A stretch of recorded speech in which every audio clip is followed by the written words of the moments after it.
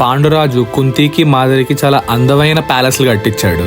వాళ్ళిద్దరితో నెల రోజుల టైం చాలా ఆనందంగా సుఖంగా గడిపాడు. ఆ తర్వాత రాజ్యం గురించి ఆలోచించడం మొదలు పెట్టాడు. శాంతను చనిపోయిన తర్వాత వీళ్ళ రాజ్యంలో కొన్ని ప్లేసెస్ ని వేరే రాజులు ఆక్రమించి అక్కడ డబ్బులు దొంగతనం చేశారు. ఆ ప్లేస్లన్నింటినీ తిరిగి కంట్రోల్లోకి తెచ్చుకోవాలని ఫిక్స్ అయ్యాడు అనమాట.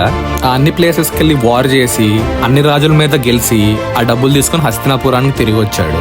డిసైడ్ అయిన జర్నీ కంప్లీట్ చేసుకుని హస్తినాపురానికి రీచ్ అయ్యాడు. అయితే ధృతరాష్ట్రుడిని పాండవు ఎప్పుడు కుటుంబానికి పెద్దలాగే చూసేవాడు.